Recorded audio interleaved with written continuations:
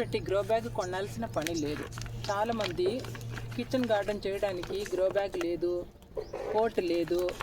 మనము ఎట్లా చేయాలంటే సింపుల్గా బియ్యం అయిపోయిన తర్వాత సంచి తీసుకున్నాం. ఆ సంచితో ఎట్లా గ్రో బ్యాగ్ చేయాలో చూపిస్తా. ఇప్పుడు ఈ గ్రో బ్యాగ్ది ఈ సైడ్ ఇట్లా కట్టేయాలా, తాడొకటి తీసుకోవాలా, తాడుతో ఇట్లా కట్టాలి. ఓకే, ఇట్లా బాగా గట్టిగా కట్టినాక మనము మళ్ళీ దీన్ని తిప్పేయాలి. చూడండి,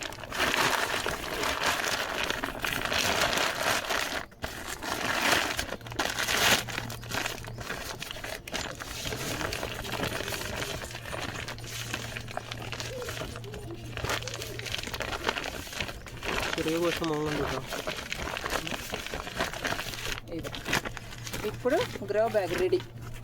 ఇప్పుడు మనం ఏం చేయాలంటే ఫస్ట్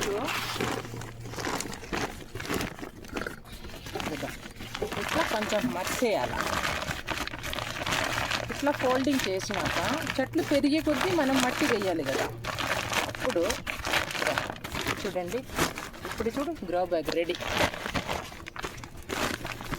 దీనిలో ఫస్ట్ మనం వేయాలంటే పశువు దోసినప్పుడు తెచ్చి పెట్టినాం అన్నీ,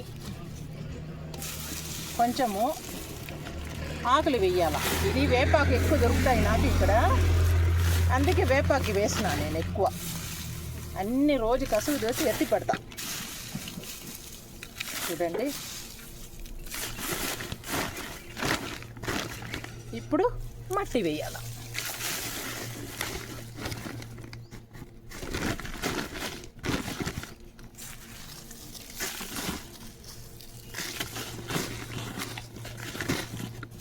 మళ్ళీ కొంచెం ఆకు వేయాలి.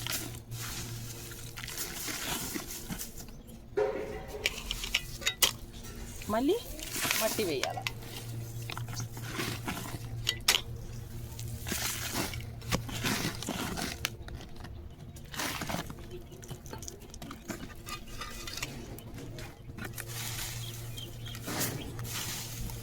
మళ్ళీ ఆకు వేయాలి.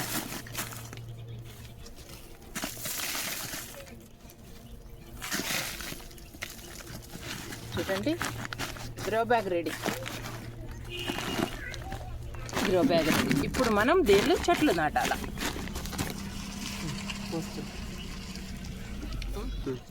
ఇది వాటర్ క్యాను. అది బాగలేనిది కట్ చేసిన నేను.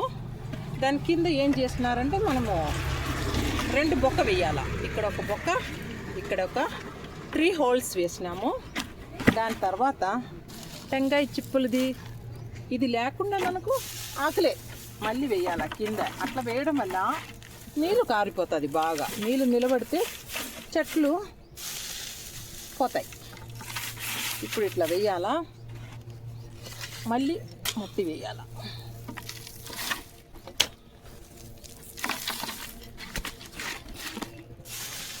మళ్ళీ ఆకులు వేయాలా.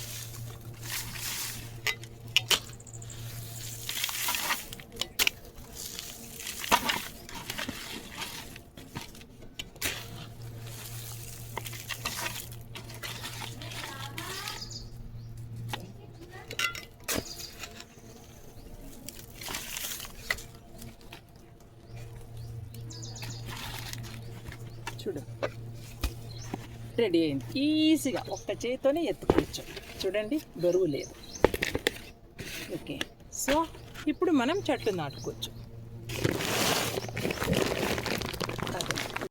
ఈజీగా మనం గార్డెన్ చేయొచ్చు కదా. అసలు గ్రో బ్యాగ్ కొనాల్సిన పని లేదు. మన ఇంటిలో ఉండే సంచులతోనే, లేదా మన ఇంటి పక్కనే ఎవరైనా ఇల్లు కట్టినప్పుడు సిమెంట్ మూటలన్నీ పడేస్తారు. అదే తీసుకొని వచ్చి ఇట్లా చేస్తే మనకు గ్రో బ్యాగ్ ఇది. సో అందరూ చేసి చూడండి. ఇట్లా మన దగ్గరలో ఉండే వస్తువులతో మనం చేసుకుంటాము. Okay, thank you.